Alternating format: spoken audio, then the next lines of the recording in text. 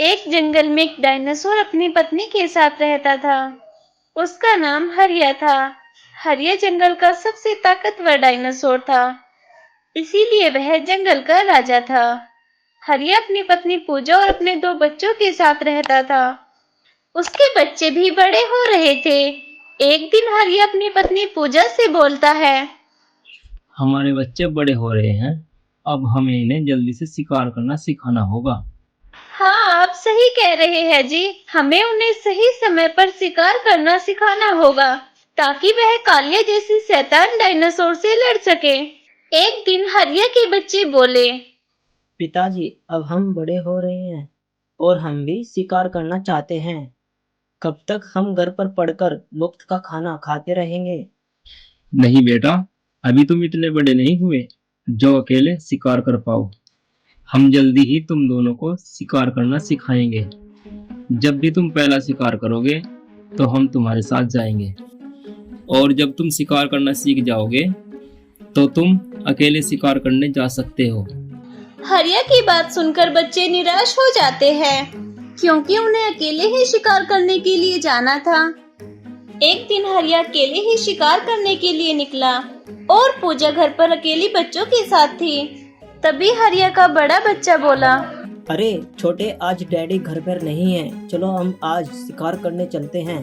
अच्छा हाँ बड़े भाई, अब हम बड़े हो रहे हैं, अब हमें शिकार करना चाहिए।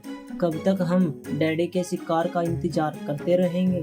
तभी वह दोनों जंगल की दूसरी साइड निकल जाते हैं और वह जल्दी ही जंगल की दूसरी साइड पहुंच जाते हैं।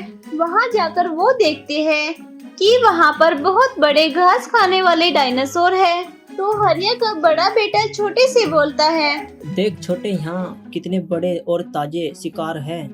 मैं तो पहले उस बड़े वाले का शिकार करूँगा। हाँ बड़े भाई, आज हम भी मम्मी डैडी को दिखा देंगे कि हम भी शिकार करने में उनसे कम नहीं है।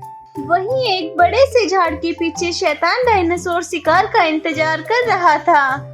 वह भी वहां उन घास खाने वाले डायनासोर का शिकार करने के लिए आया था।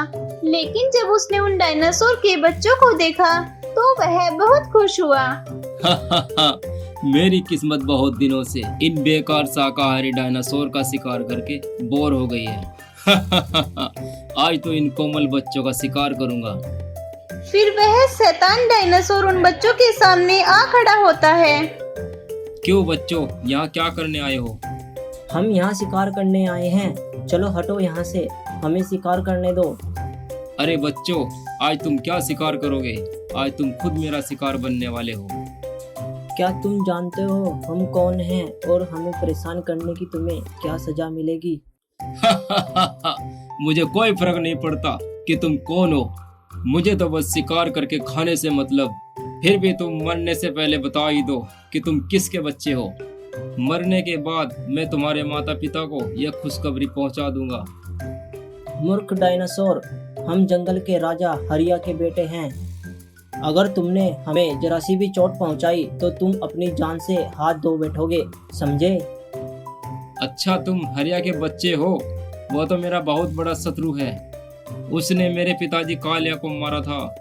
अब मैं तुम दोनों को मारकर अपना बदला लूंगा। अब दोनों बच्चे डर जाते हैं और जोर जोर से अपनी मम्मी पापा को बुलाने लगते हैं। उधर हरिया शिकार करके जंगल से वापस आता है और पूजा को घर पर अकेला पाकर बच्चों के बारे में पूछता है। हरिया बच्चों को ढूंढने के लिए जंगल की ओर निकल पड़ता है।